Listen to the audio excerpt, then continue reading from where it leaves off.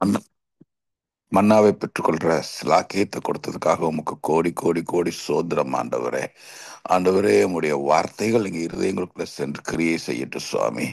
உம்முடைய வல்லமையுள்ள வார்த்தைகள் எங்களை உருவாக்கட்டும் சுவாமி. உம்முடைய வார்த்தைகளை எங்களை உறுதிப்படுத்தி ஸ்திரப்படுத்தி ரட்சிப்புக்குள்ள எங்களை வழிநடத்திய ஆண்டவரே, எங்களுக்கு தேவையான ஆவிக்குரிய வாழ்க்கை தேவையான ஆகாரங்களை கொடுக்கவும், அதன் மூலமா ஆண்டவரை நாங்கள் இன்னும் அதிகமா உம்மோடு கிட்டி சேரவும், உம்முடைய பிள்ளைகளா உம்மோடு நடக்கிற அனுபவத்துல, உமக்கு கீழ்ப்படுகிறதுல, உமக்கு பயப்படுறதில்ல, உம்முடைய வார்த்தைகள் படி நடக்கிறதுல எங்களை ஆயத்தப்படுத்துங்க சுவாமி. எங்களை உம்முடைய பிள்ளைகளா மாற்றுங்க சுவாமி. உமது கரங்கள்ல எங்களை ஒப்பு கொடுக்குறோம். வார்த்தை கொண்டு வர சிஸ்டர் உங்க கரங்களை கொடுக்குறோம். உங்க பிரயாசங்களை நீங்க ஆசீர்வதிங்க. இனி ஆண்டவர் இந்த வார்த்தையை பெற்றுக்கொள்ள யார் யார் ஆயத்தமா இருக்காங்களோ அவங்க எல்லாம் வந்து சேரவும், இந்த வார்த்தை எல்லாருக்கும் பலனுள்ள இருக்க கிருபை பாராட்டுங்க. இயேசுவின் மூல ஜெபங்கள் நல்ல பிதாவே, ஆமென். ஆமென். நம்ம இந்த வேளையில இந்த பைபிள் ஸ்டடிக்கு வந்த ஒவ்வொருவரையும் இயேசுவின் நாமத்திலே வாழ்த்தி வரவேற்கும். Over to sister Sheeva. Thank you. Thank you brother. Sister, சங்கீதம் 97 வாசிக்கலாமா? Okay sister. கர்த்தர் ராஜரிகம் பண்ணுகிறார், பூமி பூரிப்பாகி திரளான தீவுகள் மகிழ கடவது. மேகமும் மந்தாரமும் அவரை சூழ்ந்திருக்கிறது, நீதியும் நியாயமும் அவருடைய சிங்காசனத்தின் ஆதாரம். அக்னி அவருக்கு முன் சென்று சுற்றிலும் இருக்கிற அவருடைய சத்துருக்களை சுட்டெரிக்கிறது. அவருடைய மின்னல்கள் பூச்சக்கரத்தை பிரகாசிப்பித்தது, பூமி அதை கண்டு அதிர்ந்தது. கர்த்தரின் பிரசனத்தினால் பர்வதங்கள் மெழுகு போல் உருகிற்று, சர்வ பூமியினுடைய ஆண்டவரின் பிரசனத்தினாலேயே உருகி போயிற்று. வானங்கள் அவருடைய நீதியை வெளிப்படுத்துகிறது, சகல ஜனங்களும் அவருடைய மகிமையை காண்கிறார்கள். சொரூபங்களை வணங்கி விக்கிரகங்களை பற்றி பெருமை பாராட்டுகிற யாவரும் வெட்கப்பட்டு போவார்களாக. தேவர்களே, நீங்கள் எல்லோரும் அவரை தொழுது கொள்ளுங்கள். சீயோன் கேட்டு மகிழ்ந்தது, கர்த்தாவே உம்முடைய நியாய தீர்ப்பு நிமித்தம் யூதாவின் குமாரத்திகள் களி கூர்ந்தார்கள். கர்த்தாவே, பூமி முழுவதுக்கும் நீர் உன்னதமானவர், எல்லா தேவர்களிலும் நீரே மிகவும் உயர்ந்தவர். கர்த்தரில் அன்பு கூறுபவர்களே, தீமையை வெறுத்து விடுங்கள். அவர் தம்முடைய பரிசுத்தவான்களின் ஆத்துமாக்களை காப்பாற்றி துன்மார்க்கரின் கைக்கு அவர்களை தப்புவிக்கிறார். நீதிமானுக்காக வெளிச்சமும் செம்மையான இருதயத்தாருக்காக மகிழ்ச்சியும் விதைக்கப்பட்டிருக்கிறது. நீதிமான்களே, கர்த்தருக்குள் மகிழ்ந்து அவருடைய பரிசுத்தத்தின் நினைவு கூர்தலை கொண்டாடுங்கள். ஆமென்.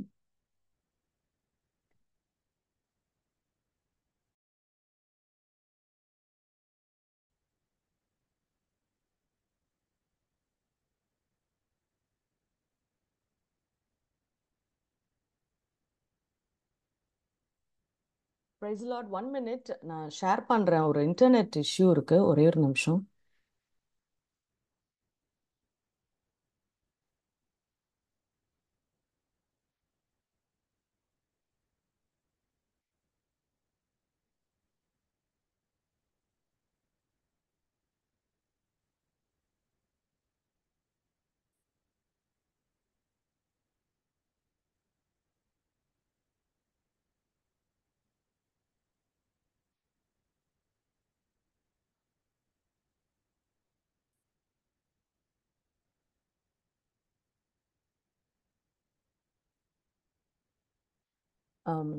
Praise Lord. நம்ம சங்கீதம் 97 உடைய 2ஆம் பகுதியில நம்ம இருக்கிறோம்.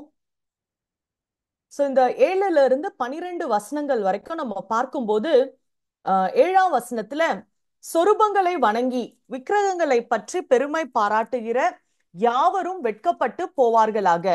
தேவர்களே, நீங்கள் எல்லாரும் அவரை தொழுது கொள்ளுங்கள் என்று சொல்லி சங்கீதக்காரர் சொல்றத நம்ம பார்க்கிறோம். சோ இந்த சங்கீதத்தை நம்ம நேற்றைய தினத்துல இதனுடைய பின்னணி என்னன்னு பார்க்கும்போது, இந்த சங்கீதம் வந்து நிச்சயமாய் இஸ்ரவேலர்கள் சிறைப்பட்டு போன போது பாபிலோனியர்களால் சிறை கொண்டு போகப்படும் போது ஒரு இருண்ட காலத்துல ஒரு நம்பிக்கையின் சங்கீதமாய் இது எழுதப்பட்டிருக்கிறது என்று சொல்லி நம்ம பார்த்தோம். அப்போ வந்து அவங்க என்ன சொல்றாங்க அப்படின்னு பார்த்தோம்னா, நிச்சயமாய் கர்த்தர் வந்து ராஜரிகம் பண்ணுகிறார். அதுதான் இந்த சங்கீதத்துடைய சாராம்சம். God rules. நம்மள இன்னைக்கு வேணா பாபிலோனியர்கள் ரூல் பண்ணலாம், அசீரியர்கள் ரூல் பண்ணலாம், எப்படி இருந்தாலும் இஸ்ரவேலர்களுக்கு யெகோவா தான் ஆண்டவர், அவர் தான் ரூல் பண்ணுவாரு. எத்தனை சுற்றி இருக்கிற தேசங்கள் எப்படிப்பட்ட தேவர்களை வச்சிருந்தாலும் அவங்க ஆண்டவருக்கு நிகர் யாருமே கிடையாது. ஏன்னா அவர் வந்து அவருடைய சிங்காசனம் நீதியும் நியாயமானது, அவர் அக்கினி அவருக்கு முன் சென்று எல்லாத்தையும் சுட்டெரிக்கும், வானங்கள் அவருடைய நீதியை வெளிப்படுத்துகிறது என்று சொல்லி நம்ம நேற்றைய தினத்துல அதை பார்த்து முடித்தோம். இப்ப இந்த 7வது வசனம் தொடங்கி இன்னும் அதிகமான நம்பிக்கையை ஒரு தனிப்பட்ட மனிதனுக்கு, ஒரு தேசத்திற்கு கொடுக்கிற வகையில இந்த சங்கீதத்தை பாடுகிறார்கள். அதாவது இஸ்ரவேலர்களை சுற்றி எப்போ பார்த்தாலுமே வந்து ஒரு தேசம் இன்னொரு தேசத்தை சண்டையில ஜெயிச்சுச்சு அப்படின்னு பார்த்தோம்னா அது வந்து பீப்புள் ஜெயிச்சாங்கன்றதை விட இந்த காட் அந்த அந்த காடை விட பவர்ஃபுல். ஒவ்வொரு நேஷனுக்கு நேஷனல் காட் இருப்பாங்க, லோக்கல் டெய்டி. அப்போ அவங்க வந்து ஜெயிச்சாங்க அப்படின்றத தான் அவங்க அர்த்தமாய் வச்சிருந்தாங்க. ஒரு மழை பெய்தா மழை கடவுள் பெரியவர், ஃபர்டிலிட்டிக்காகனா அவங்க அந்த கடவுள் பெரியவர். இப்படிதான் அவங்க வந்து அந்த காலத்துல அந்த ஈஸ்டர்ன் வேர்ல்ட்ல ஒரு தாட் இருந்துச்சு. ஆனா யூதர்களுக்கு சின்ன வயதுல இருந்து என்ன சொல்லி கொடுக்கப்பட்டது? ஆண்டவராகிய பிதா யெகோவா தான் வல்லமையுள்ள தேவன், ஒரே தேவன். அவரோட கம்பேர் பண்ணும்போது இந்த ஐடல்ஸ் ஆர் நத்திங். 95ஆம் சங்கீதத்திலிருந்து இந்த தீம் வந்து கொண்டிருக்கிறது. கர்த்தரே மகாதேவன், எல்லா தேவர்களுக்கும் மகாராஜனுமா இருக்கிறார்.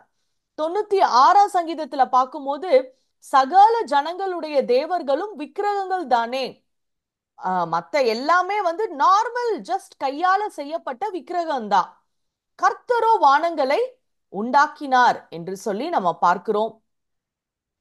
அண்ட் ஆண்டவர் வந்து இவங்க பாபிலோனுக்கு சிறைப்பட்டு போனதுக்கு காரணம் வந்து யெகோவா தேவன் வந்து பவர்லெஸ், பாபிலோனிய கடவுள் பவர்ஃபுல் அப்படின்றது கிடையாது.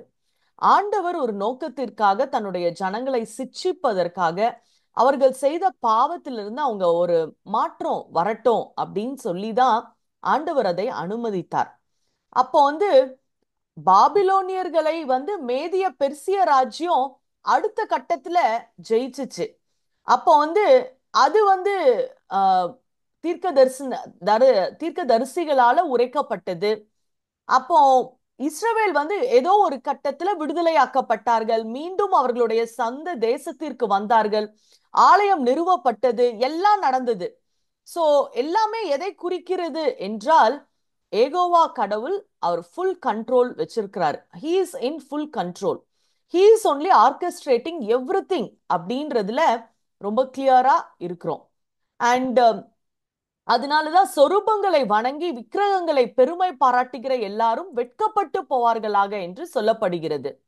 சோ இது வந்து எதுக்காகனா நான் ஜூஸுக்காக ஒரு நோட் கொடுக்கப்பட்டிருக்கு.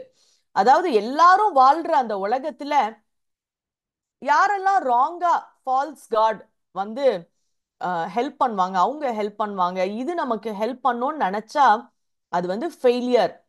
அப்படி நினைக்கிறவங்க வந்து அவங்க கன்ஃபியூஸ் ஆகட்டும், அவங்க வெட்கப்பட்டு போகட்டும் என்று சொல்லப்படுகிறது.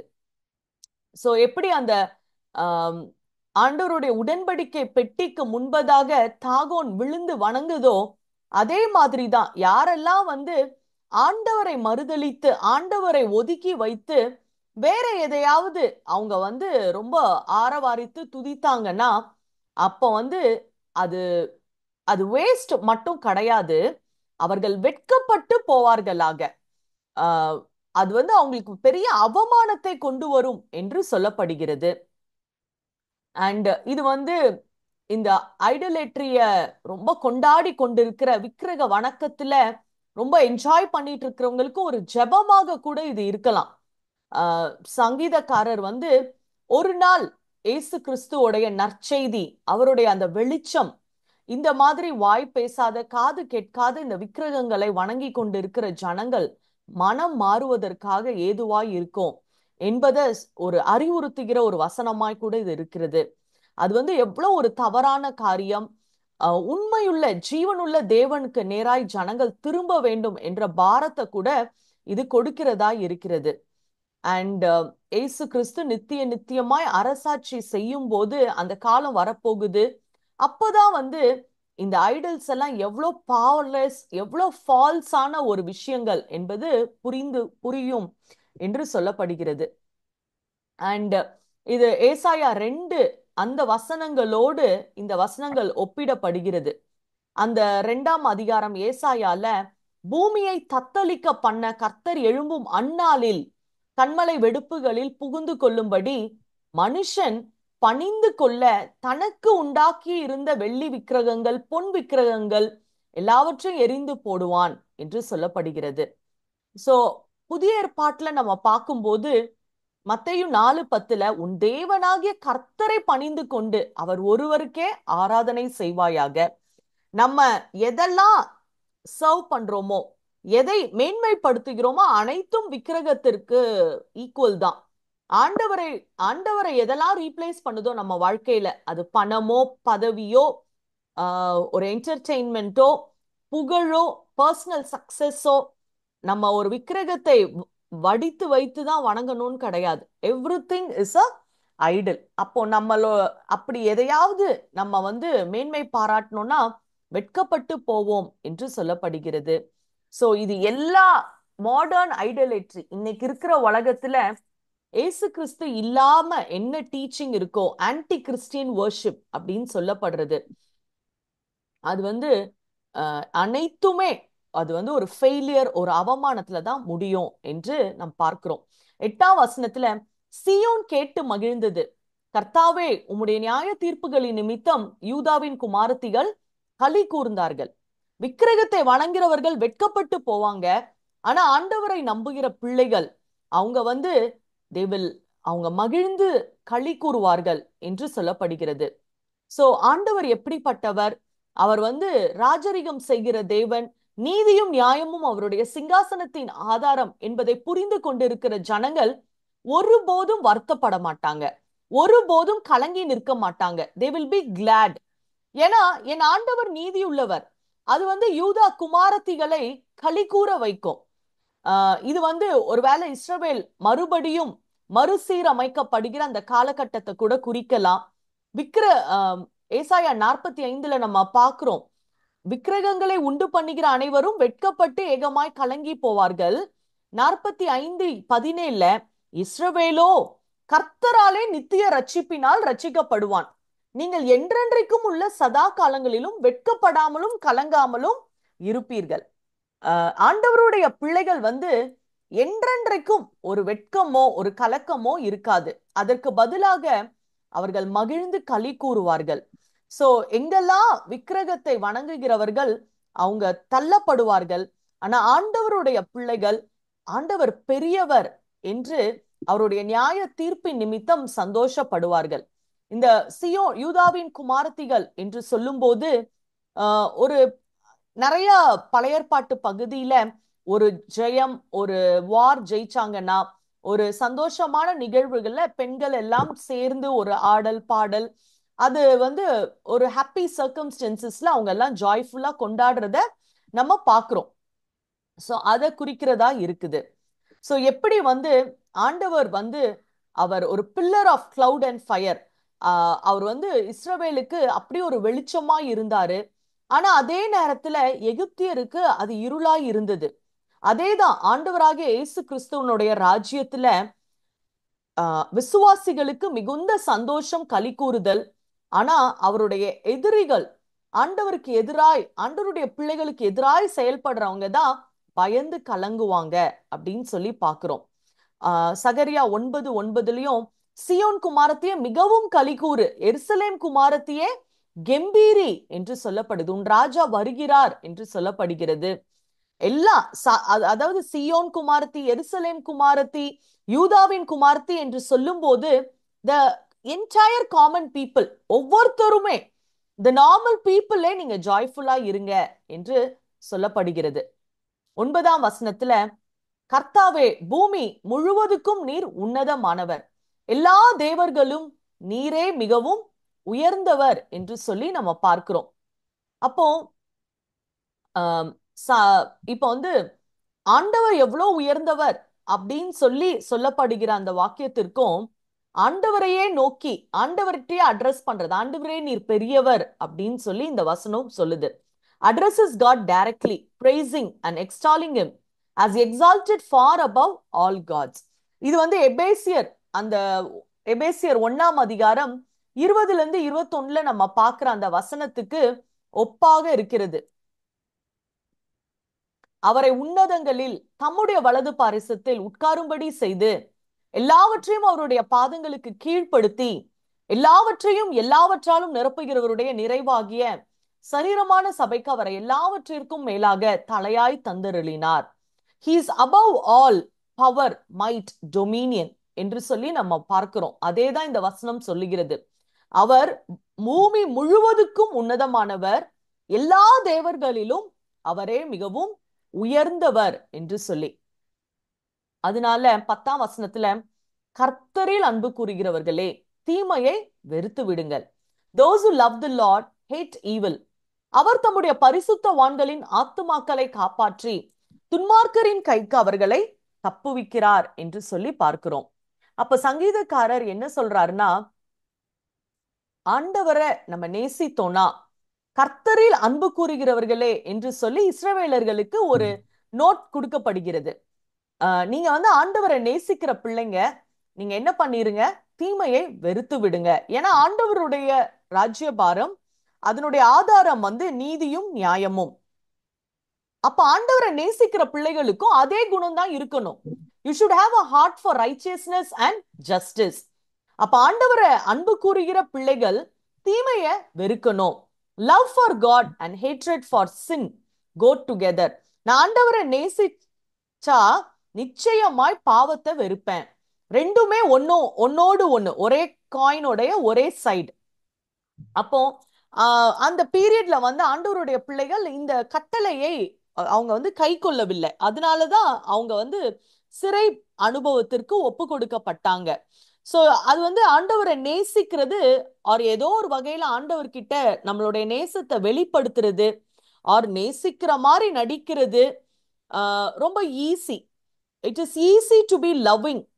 ஆனா ஆண்டவர் வெறுக்கிற காரியங்களை நாமளும் அதே மாதிரி வெறுப்பது அப்படின்றது ரொம்ப ஒரு கடினமான பிராக்டிக்கல் டிஃபிகல்ட்டி. ஸோ நம்ம உண்மையா அதை வெறுக்கணும். நம்ம ஜஸ்ட் வெளிப்பிரகாரமா ஒரு பேச்சுக்கு எனக்கு இது பிடிக்காது அப்படின்னு சொல்றதை விட அந்த ரூட் காஸ் ஆஃப் த சின் அது நம்ம உள்ளத்தின் ஆழத்திலிருந்து நமக்கு அது மேல ஒரு வெறுப்பு இருக்கணும். வெறுத்து விடுங்கள் அப்படின்னு சொல்லப்படுது. அப்ப நம்மளுடைய அந்த அன்பு ஆண்டவர் மேல இருக்கிற அன்பு ரொம்ப பியூரா ரொம்ப ஹோலியா இருக்கணும். நான் ஆண்டவராக இயேசு கிறிஸ்துவை நேசிக்கிறேன், அவர் வருகையை ஆவலாய் காத்திருக்கிறேன், அவருடைய ராஜ்யத்தை, அவருடைய வார்த்தைய, அவருடைய மகிமைய நான் ரொம்ப வாஞ்சிக்கிறேன் அப்படின்னு சொன்னா நிச்சயமாய் I must hate sin. And ஆண்டவரை எதெல்லாம் வருத்தப்படுத்துமோ, ஆண்டவருடைய பார்வையில எதெல்லாம் ரொம்ப தப்பானதோ அதை நம்ம நிச்சயமாய் வெறுக்கணும் அப்படின்னு வேதாகமம் நமக்கு சொல்லி கொடுக்குது. சோ அந்த ஆண்டவர் கொடுக்கிற அந்த சந்தோஷம், அந்த களி கூறுதல், கர்த்தருக்குள்ள மகிழ்ந்திருப்பது நிச்சயமாய் நம்மள பாவத்தை வெறுக்க வைக்கும். சோ ஒரு ஆவிக்குரிய விதத்துல நம்ம ரொம்ப சந்தோஷமாய் தைரியமாய் இருக்கும்போது இந்த உலகத்தின் ஆசைகள், உலகம் இத ரொம்ப ஜாய்ஃபுல்னு நினைச்சிட்டு இருக்கிற நிறைய காரியங்கள் நமக்கு ரொம்ப வெறுப்பாதான் மாறி போகும். அடுத்த பகுதியில அவர் தம்முடைய பரிசுத்தவான்களின் ஆத்துமாக்களை காப்பாற்றுகிறார் என்று சொல்லி பார்க்கிறோம். He preserves the souls of his saints. அப்ப ஆண்டவருடைய பிள்ளைகள் கர்த்தரில் அன்பு கூறுகிறவர்கள் என்று அழைக்கப்படுகிறாங்க. அடுத்ததுல அவங்க பரிசுத்தவான்கள் என்று சொல்லப்படுறாங்க. They are addressed as saints, godly ones, righteous. அப்ப சங்கீதக்காரர் நிறைய வகையில ஆண்டவர் அவங்கள நேசிக்கிறார், அவங்கள ப்ரொடெக்ட் பண்றாரு அப்படின்னு சொல்லி எக்ஸ்பிளைன் பண்றாரு. அதாவது அவர் ஆத்துமாக்களை கேர் பண்றாரு அண்ட் துன்மார்க்கரின் கைக்கு அவங்கள தப்புவிக்கிறார். இன்னும் அடுத்த வர வசனங்கள்ல அவங்களுக்காக வெளிச்சத்தை விதைத்திருக்கிறார் என்று சொல்லி பார்க்கிறோம். அப்போ அவர் ஆத்துமாக்களை காப்பாற்றுகிறார் என்று தமிழ்ல போடப்பட்டிருக்கு. இங்கிலீஷ்ல he cares it. அப்படின்னா தீங்கு துக்கப்படுத்தாதபடி, யாரும் பொல்லாதவன் அந்த ஆத்துமாவை ஓன் பண்ணாதபடி ஆண்டவர் அதை காட் பண்றாரு, வாட்ச் பண்றாரு. So it's a promise of God's defence and watchful care. அதாவது ஏதோ லைட்டா அடிபடுறதுக்கு ப்ரொடெக்ட் பண்றதுன்றது வேற. ஒரு கம்ப்ளீட் ப்ரொடெக்ஷன், ஒரு Z+ செக்யூரிட்டி போல ஆண்டவர் நம்மளுடைய ஆத்துமாக்களை காப்பாற்றுகிற தேவனாய் இருக்கிறார். So he gives special protection to his faithful people. எப்படி ஒரு ராஜா தன்னுடைய ஜனங்களை சிட்டிசன்ஸை பாதுகாப்பாரோ, ஆண்டவர் அவருடைய பிள்ளைகளை சேஃபா ப்ரொடெக்ட் பண்றாரு. துன்மார்க்கன் கைக்கு தப்புவிக்கிற தேவனாய் இருக்கிறாரு. நம்ம இன்னும் இந்த பரிசுத்தவான்கள் அப்படின்னும் போது சங்கீதம் 116 அதை வாசிக்கிறோம். 15ஆம் வசனத்துல கர்த்தருடைய பரிசுத்தவான்களின் மரணம் அவர் பார்வைக்கு அருமையானது என்று சொல்லி பார்க்கிறோம். அப்போ அந்த பரிசுத்தவான்கள் அப்படின்ற அதே வார்த்தை தான் இங்கேயும் கொடுக்கப்படுது. அப்ப என்ன அர்த்தம்னா, அவங்க மரித்தாலும் அவங்களுடைய ஆத்துமாவை, அவங்களுடைய உள்ளான மனிதன், அது எல்லாத்தையும் ஆண்டவர் என்ன பண்றாரு, சரீரம் மேபி வீக்கா டீட்டரியேட் ஆகலாம், ஆனா உள்ளான மனிதன் ஆண்டவருக்கு சொந்தம். அப்போ ஒரு பாவத்திலிருந்து வீழ்ச்சியின் அனுபவத்துல இருக்கட்டும், இல்லைன்னா சத்ருவின் கைகள்ல இருந்து கூட ஆண்டவர் காப்பாற்ற வல்லவர். காப்பாற்றி அவர் முற்றுமுடிய ரட்சித்து நம்மை பரம ராஜ்யத்தை அடையும்படி காப்பாற்றுவார் என்று சொல்லி 2 தீமோத்தேயு 4:18 நம்ம பார்க்கிறோம். அப்ப இந்த காப்பாற்றுவார் அப்படின்ற அந்த ரூட் வேர்ட் இந்த எல்லா வசனங்களையும் அதேதான். அப்ப வந்து அவர் 100% டிஃபென்ஸ் கொடுத்து நம்மளை கேர் பண்ணி ப்ரொடெக்ட் பண்ற தேவனாய் இருக்கிறார். 11ஆவது வசனத்துல இன்னும் ரொம்ப ஹோப்ஃபுல் நோட்டா, நீதிமானுக்காக வெளிச்சம், செம்மையான இருதயத்திற்காக மகிழ்ச்சி வைக்கப்பட்டிருக்கு. அப்போ வந்து அது வெளிச்சமும் மகிழ்ச்சியும் விதைக்கப்பட்டு இருக்கிறது என்று சொல்லப்படுது. வெளிச்சம் உதிக்கும் என்று சொல்லி பார்க்கிறோம், மகிழ்ச்சி விதைக்கப்பட்டிருக்கு அப்படின்னு சொல்றாங்க. அண்ட் இதுல எப்படி பார்க்கும்போது ஆண்டவர் அவருடைய ஜனங்களை நேசித்து பாதுகாத்து காப்பாற்றி அவங்க போற பாதையில அவர் வெளிச்சத்தை, இப்போ இந்த பாதையில இதெல்லாம் விதைச்சு வச்சா அதை தான் பார்த்துட்டு போவோம் நம்ம, அது வளர்ந்து நிற்கும் போது. அப்ப அந்த மாதிரி ஆண்டவர் தன்னுடைய பிள்ளைகளுக்காக அவர் வெளிச்சத்தையும் சந்தோஷத்தையும் விதைத்து வைத்திருக்கிற தேவன். அப்போ ஆண்டவர் ஒரு சீட் போட்டு அதை கொடுக்கிறாரு அப்படின்னா அது நம்மளுடைய இருதயத்துல 1000 மடங்கு பலன் கொடுக்க அவசியமா இருக்கிறது. நமக்கிட்ட வந்து ஆண்டவர் வந்து அந்த வெளிச்சத்தையும் மகிழ்ச்சியும் நம்ம பல மடங்கு பெருக்க அழைக்கப்படுறோம். நம்ம ஆண்டவருக்கு விதைத்திருக்கிறத நம்ம வந்து மூடி போட்டு வைக்கிறதோ, அதை நம்ம வேற காரியத்தினால கவலையினால நம்ம அதை எடுத்து போடக்கூடாது. அந்த தாளந்துகள், அந்த parable of the talents மாதிரி தான் what God has given us, we need to improve on it அப்படின்றது தான் இதுல நம்ம அண்டர்ஸ்டாண்ட் பண்றோம். ஸோ அது வெளிச்சமா இருக்கட்டும், மகிழ்ச்சியா இருக்கட்டும், அதை நம்ம மல்டிப்ளை பண்ணி நம்மளுடைய முழு சரீரமும் சந்தோஷமா இருக்க நம்ம அழைக்கப்படுறோம். நீதிமான்களை கர்த்தருக்குள் மகிழ்ந்து அவருடைய பரிசுத்தத்தின் நினைவு கூறுதலை கொண்டாடுங்கள் என்று சொல்லி பார்க்கிறோம். Rejoice in the Lord, you righteous. அப்போ வந்து சங்கீதக்காரர் வந்து எப்படி இந்த வசனத்தை முடிக்கிறார் அப்படின்னா, இப்போ ஒரு ஒர்க், ஒரு கடமை, ஒரு டியூட்டி அசைன் பண்றாங்க. இப்ப நம்ம என்ன பண்ணணும், நம்ம கர்த்தருக்குள் மகிழ்ந்து கொண்டாட அழைக்கப்படுகிறோம். சோ ஆண்டவருடைய பிள்ளைகள் we need to celebrate the glory of the Redeemer.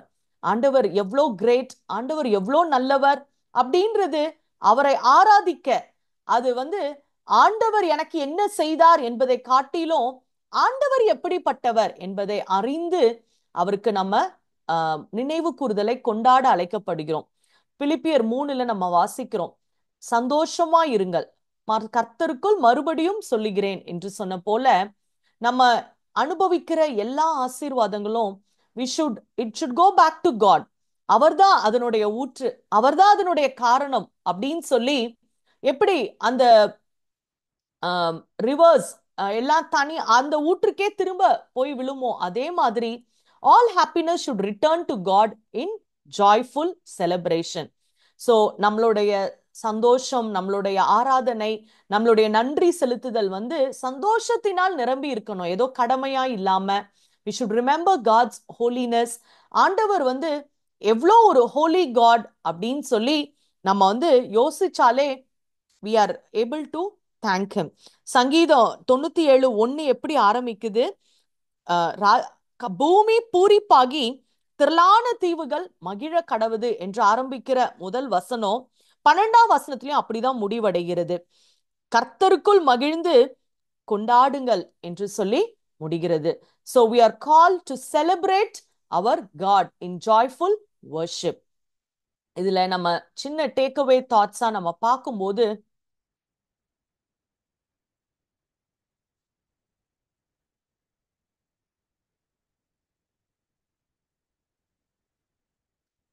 சொரூபங்களை வணங்கி பெருமை பாராட்டுகிற எல்லாரும் வெட்கப்பட்டு போவார்களாக அப்படின்னும் போது ஒரு உயிருள்ள தேவனுக்கும் தவறான ஐடல்ஸுக்கும் என்ன ஒரு டிஃபரன்ஸ் அப்படின்றது நம்ம பார்க்கிறோம். சொன்ன மாதிரி we may not be having carved statues in our house or in our place today. ஆனா ஆண்டவருக்கு மேலாய் நம்மளுடைய உழைப்பையோ நம்மளுடைய நேரத்தையோ நம்ம சம்பாதிக்க வேண்டிய பணத்தையோ குடும்பத்தையோ இல்ல செல்ஃப் லவ், இன்னைக்கு ரொம்ப எனக்கு நான் தான் அப்படின்னு சொல்லி அந்த செல்ஃப் லவ் செல்ஃப் கேர் அப்படின்னு சொல்லப்படுறத ரொம்ப ப்ரையாரிட்டைஸ் பண்ணோம்னா நிச்சயமாய் நம்ம வெட்கப்பட்டு போவோம்.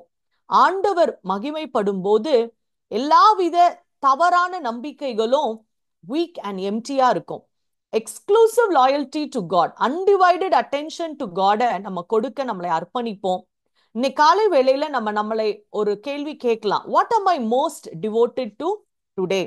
நான் எதற்கு நேராய் ரொம்ப நான் என்னை அர்ப்பணித்து ஓடிக்கொண்டிருக்கிறேன் அப்படின்னு சொல்லி ஒரு கேள்வியை முன்வைக்கலாம். இந்த ஃபாஸ்ட் வேர்ல்ட்ல எதெல்லாம் நம்மளுடைய இருதயத்தை ரொம்ப நிறைத்திருக்கிறது? சோசியல் மீடியாவா, என்டர்டெயின்மெண்டா? அதுல இருந்து நம்ம ஒரு ஃபாஸ்டிங், அதுல இருந்து ஒரு உபவாசம், அது வேண்டாம், ஒன் டேக்கு நோ சோசியல் மீடியா ஆர் அந்த மாதிரி நம்ம அதை அப்பப்போ ஒதுக்கி வைத்து வாழ பழகலாம். ஆண்டவரே நீங்க மாத்திரம்தான் நம்ப தகுந்தவர், நீங்க மாத்திரம்தான் ஆராதனைக்கு உரியவர் என்று சொல்லி நாம் ஜபத்தை ஏறெடுக்க அழைக்கப்படுறோம். ரெண்டாவது, we need to be glad. ஆண்டவர் அவர் ஜஸ்டிஸ் பண்ணுகிற ஆண்டவர். எதுக்காக நம்ம சந்தோஷப்படணும்? அவர் he judges the wicked and saves the righteous. அவர் ராஜரீகம் பண்றாரு. அந்த ராஜ்யத்துல ஒரு ஆர்டர், ஒரு ஒழுங்கு இருக்கு, ஒரு நம்பிக்கை இருக்கு, ஒரு சமாதானம் நிறைந்ததா இருக்கு. அந்த கான்ஃபிடன்ஸ் நமக்கு வேணும். எப்பெல்லாம் நம்ம படபடத்து போறோமோ, ரொம்ப நம்ம கலங்கி போறோமோ, அது எதை குறிக்குதுன்னா கர்த்தருடைய அரசாட்சியை நான் மறந்துட்டேன் என்றுதான் குறிக்குது. I don't have that confidence that God is ruling. அதனால we need to be glad. So இந்த காலகட்டத்துல நம்ம யோசித்து பார்க்க அழைக்கப்படுறோம். டு டூ டாஸ்கா, ஆண்டவர் என்னுடைய வாழ்க்கையில எங்க அவருடைய நீதியை வெளிப்படுத்தினார்? One recent moment where God's justice I witnessed அப்படின்னு சொல்லி நம்மளுடைய டைரியில எழுதலாம். மற்றவர்களோடு அதை சாட்சியாய் பகிர்ந்து கொள்ளலாம். அண்ட் நம்ம சந்தோஷமா இருக்கிறத ஒரு நல்ல ஒரு பாடல் பாடி ஆண்டவரை ஆராதிக்கலாம். மூன்றாவது, ஆண்டவர் உன்னதமானவர், எல்லாரை காட்டிலும் அவரே உயர்ந்தவர். சோ நம்மளுடைய ஆண்டவர் he supreme over all nations. Our Israel Iraq வாருக்கு மேல பெரியவர், அவர் எல்லாத்துக்கும் மேல பெரியவர். அப்போ அது ஒரு செக்யூரிட்டியை நம்மளுடைய வாழ்க்கையில கொண்டு வருது. His authority is unmatched, his power is limitless. அப்ப அப்படிப்பட்ட ஆண்டவரை தான் நான் தேவனா கொண்டிருக்கிறேன். அப்போ let me understand that he is above all my situations. அவர் எல்லாவற்றையும் he is supreme over all. அப்போ அதை நம்ம மெடிடேட் பண்ண அழைக்கப்படுறோம். அவருடைய அந்த ராஜரீகம், அவருடைய அந்த சர்வ ஆளுகை, அவருடைய வல்லமையை நம்ம ஆண்டவருடைய குணாதிசயங்களை அதிகமாய் தியானிக்கலாம். எப்பெல்லாம் நம்ம ரொம்ப in a moment of fear and uncertainty, ஒரு டவுட் நம்ம வாழ்க்கையில வரும்போது my God is above this, இந்த சூழ்நிலையை காட்டிலும் என் தேவன் பெரியவர் என்று சொல்ல நாம் அழைக்கப்படுகிறோம். அண்ட் ஆண்டவர் உன்னதமான தேவனை நோக்கி அதை நம்ம ஆராதனையாய் ஜெபிக்க அழைக்கப்படுறோம். நான்காவது, ஆண்டவரை நம்ம நேசிக்கிறோம்னா we need to do one thing, we need to hate evil. அதுதான் டெஸ்ட் ஃபார் லவ். ஆண்டவரை நேசித்து கொண்டே துன்மார்க்கமான காரியங்களோடு ஒத்து வாழ்ந்துட்டு இருக்க முடியாது. லவ் ஒரு இமோஷன் மட்டும் கிடையாது, ரொம்ப ஒழுக்க கொள்கை நிறைந்தது. கர்த்தர் மேல வச்சிருக்கிற அன்பு has a moral principle also. அது ஜஸ்ட் இமோஷனா சொல்லிட்டு போக முடியாது. If we truly love him, we must despise what hurts his heart. அது பாவம், அது அநியாயம் செய்யறது, பெருமையா இருக்கிறது, எல்லாத்தையுமே நம்ம விட்டுறணும், ஹேட் பண்ணணும். ஒரு இன்டெகிரிட்டியான ஒரு லைஃபை நம்ம வாழ அழைக்கப்படுறோம். ஸோ நம்ம டைரியில இந்த சின் இன்வென்ட்ரி ஜர்னல், கிராட்டிடியூட் ஜர்னல்னு சொல்றாங்க. அந்த மாதிரி ஏதாவது மறைந்திருக்கிற இடங்கள், நான் ஆண்டவரோடு காம்ப்ரமைஸ் பண்றேனா அப்படின்னு சொல்லி நம்ம யோசிச்சு பார்க்கணும். சோ நம்ம வந்து பாவத்தை விட்டு விலகினோம் அப்படின்றத விட we need to resist it, எதிர்த்து நிக்கணும். ஆண்டவருடைய வார்த்தையை சொல்லுவதின் மூலம், ஆண்டவருக்காக நிறைய காரியங்களை செயல்படுவதின் மூலம் எதிர்த்து நிற்க அழைக்கப்படுறோம். ஏன்னா இட் இஸ் வெரி டேஞ்சரஸ். மூணாவது, நம்மளுடைய இருதயத்தை வசனங்களால நிரப்பி, நான் பாவம் செய்யாதபடி உன் வசனத்தை என் இருதயத்துல காத்து வைத்தேன் என்று சொன்ன மாதிரி, நம்ம கான்சியன்ஸை வசனத்தை கொண்டு நம்ம உருவாக்க அழைக்கப்படுறோம். அதுக்கு ஒரு எஃபர்ட் எடுக்க நம்ம அழைக்கப்படுறோம். அண்ட் ஆண்டவர் நமக்காக சந்தோஷத்தை வைத்திருக்கிறாரு. ஆண்டவர் வந்து Joy and clarity for his people. ஒருவேளை இன்னைக்கு நம்ம போய் கொண்டிருக்கிற சூழ்நிலை ஒரு இருளா இருக்கலாம், ஆனா நமக்கு ஒரு பெரிய மகிழ்ச்சி காத்துட்டு இருக்கு. Light and gladness R planted for us. எப்படி அதுக்கு கொஞ்சம் நாள் ஆகும் எல்லாம் வளர்ந்து தெரிவதற்கு, வெளியில தெரியறதற்கு. ஆண்டவருடைய ஏற்ற சமயத்துல அது வெளியில தெரியும் நமக்கு. உலகத்தாருக்கு அது ரொம்ப டெம்பரரி ஜாய், அவங்க எல்லாம் சந்தோஷமாய் செழித்து இருக்கிற மாதிரி இருக்கலாம். ஆனா ஆண்டவருடைய பிள்ளைகளுக்கு தான் அது உண்மையான சந்தோஷம். சோ நம்ம விசுவாசத்தின்படி நம்ம வாழ அழைக்கப்படுகிறோம். ஒருவேளை நம்ம ஒரு கடினமான சூழ்நிலைகள்ல போயிட்டு இருக்குன்னா நம்ம சொல்ல வேண்டியது ஒண்ணுதான், எனக்காக வெளிச்சமும் மகிழ்ச்சியும் விதைக்கப்பட்டிருக்கு, நான் அதை சீக்கிரத்துல பார்ப்பேன் என்று சொல்லி நம்ம அறிக்கை செய்ய அழைக்கப்படுகிறோம். ரெண்டாவது, நான் எந்த சந்தோஷத்தை நம்பிக்கொண்டிருக்கிறேன் அப்படின்னு நம்மளை நாமளே ஒரு கேள்வி கேட்டுக்கொள்ளலாம். எது எனக்கு சந்தோஷம்? What Joy am I believing in அப்படின்னு சொல்லி கேட்கலாம். இன்னைக்கு ஏதாவது நண்பர்கள் நம்ம பார்க்கிற, இன்னைக்கு வேலை ஸ்தலத்துல இருக்கலாம், குடும்பத்துல இருக்கலாம், யாராவது ரொம்ப சாரோஃபுல்லா இருக்கிறாங்க அப்படின்னா அவங்கள நம்ம என்கரேஜ் பண்ண அழைக்கப்படுறோம். உங்களுக்காக வெளிச்சமும் மகிழ்ச்சியும் இருக்கு, விதைக்கப்பட்டிருக்கு. we will remind them that the joy is coming. and கடைசியாய் we need to rejoice in the God. நம்ம வந்து ஆண்டவருக்குள்ள மகிழ்ந்து, கர்த்தருக்குள் மகிழ்ந்து நம்ம வந்து கொண்டாட அழைக்கப்படுகிறோம். நம்ம ஜாய் வந்து ஒரு மேலாட்டமான சந்தோஷம் கிடையாது, அது வந்து அவருடைய பரிசுத்தத்தின் நினைவு கூறுதலை நாம் கொண்டாட அழைக்கப்படுகிறோம். எதற்கு நமக்கு பெரிய சந்தோஷம்? என்னுடைய தேவன் பரிசுத்தம் உள்ள தேவன், என்னுடைய தேவன் perfect God, he's a blameless God, blemishless God அப்படின்றதுதான் நம்மள ரொம்ப சந்தோஷமாக்கும். என்ன மாதிரிதான் ஆண்டவரும் அப்பப்ப விழுந்து எழுந்துவாரு அப்படின்னா நான் இவ்வளோ மெனக்கடுறதுக்கு அர்த்தமே கிடையாது. My God is completely pure, completely trustworthy, completely faithful அப்படின்னும் போது நான் அதை கொண்டாட அழைக்கப்படுறேன். அண்ட் இந்த காலை வேளையில ஆண்டவருடைய அந்த பரிசுத்தத்தை, குணாதிசயத்தை நம் அதிகமாய் தியானிக்க அழைக்கப்படுறோம். ஏசாயா 6 நம்ம வாசிக்கலாம், வெளிப்படுத்தல் 4ஆம் அதிகாரத்தை நம்ம வாசித்து பார்க்கலாம். அவருடைய அந்த பரிசுத்தத்தின் அட்ரிபியூட்ஸ், ஹோலி அட்ரிபியூட்ஸ், அவருடைய பியூரிட்டி, மர்சி, ட்ரூத், ஜஸ்டிஸ், எதையாவது ஒண்ணு நம்ம அதிகமாய் தியானித்து அந்த வசனங்களை எழுதலாம். நம்ம வந்து அந்த ரிஜாய்சிங்க பிராக்டிஸ் பண்ண அழைக்கப்படுகிறோம். கொண்டாட, மகிழ்ந்து கொண்டாட. ஏதோ ஆண்டவர் எனக்கு இதை செய்தார், நான் அதனால ஆண்டவரே உங்களுக்கு தேங்க் பண்றேன்றது ஒரு ஷாலோ தேங்கிங். அதை காட்டிலும் அவருடைய கர்த்தருக்குள் நாம் மகிழ்ந்து கொண்டாட நாம் அழைக்கப்படுகிறோம். Thank you very much. சங்கீதம் 97 இன்னும் நாம் தொடர்ந்து தியானிப்போம். இந்த வாரம், அடுத்த வாரம் 98ஆம் சங்கீதத்துல மறுபடியும் சந்திப்போம். Thank you very much.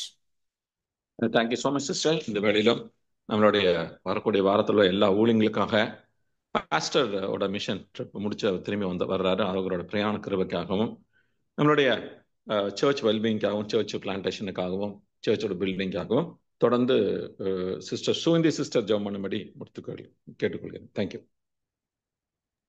நன்றி ஆண்டவரே, துதிக்கிறோம் ராஜா. இந்த காலை வேளையிலே ஆண்டவரே, நீர் எங்களோடு பேசின கிருபைக்காய், தயவிற்காய் நன்றி ஆண்டவரே. நாங்கள் எந்த ஆண்டவரே இடத்துல, எந்த சூழ்நிலை இருந்தாலும் அப்பா, எப்பொழுதும் உம்முடைய மகிமையை ஆண்டவரை நாங்கள் கொண்டாடும்படியாக, ரிஜாய்ஸ் பண்ணும்படியாக, ஒரு தேங்க்ஃபுல், ஒரு கிரேட்ஃபுல் ஹார்ட்டோடு காணப்படும்படியாக ஆண்டவரே, மற்றவர்களை நாங்கள் உற்சாகப்படுத்துகிறவர்களாகவும் ஆண்டவரை காணப்பட, உம்முடைய வெளிச்சத்தை அநேகருக்கு சொல்லும்படியாகவும் காணப்பட எங்களுக்கு உதவி செய்ய முடியாது செபிக்கிறோம் தகப்பனே. அதே போல இந்த வேளையிலே கூட ஆண்டவரே, பாஸ்டருடைய பயணத்துக்காக செபிக்கிறோம். தேவனுடைய கரம் அவரோடு இருந்து ஆண்டவரே நீர் அவரை அந்த தேசத்திற்கு அழைத்து சென்ற நோக்கம் நிறைவேற்றி ஆண்டவரே, நீர் ஆண்டவரே அப்பா பாதுகாப்பா எங்கள் மத்தியில் அழைத்து வரும்படியாய் நாங்கள் வேண்டி ஜெபிக்கிறோம். அதே போல சபையின் எல்லா ஆண்டவரே கூட்டங்களையும் இந்த வாரத்திலே ஆசீர்வதித்து கொடுத்து ஆண்டவரே, இந்த சர்ச் பில்டிங் ஆண்டவரே காரியங்களிலும் ஆண்டவரே ஒரு பெரிய ஆண்டவரே பிரேக் த்ரூ கொடுத்து ஆண்டவரே அதை சீக்கிரமாக ஆண்டவரே நாங்கள் கட்டி முடிக்க எங்களுக்கு உதவி செய்ய முடியாது ஜெபிக்கிறோம்.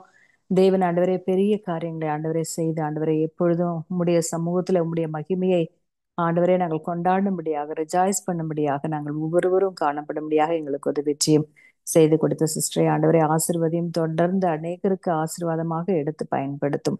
எல்லாவற்றையும் ஆண்டவரே துதிகனும் மகிமை எல்லாம் உமக்கே செலுத்தி எல்லாவற்றையும் இயேசு கிறிஸ்துவனுடைய வல்லமையுள்ள நாமத்தினாலே வேண்டி ஜெபிக்கிறோம் பிதாவே. Amen. Amen. Thank you so much, sister. Have a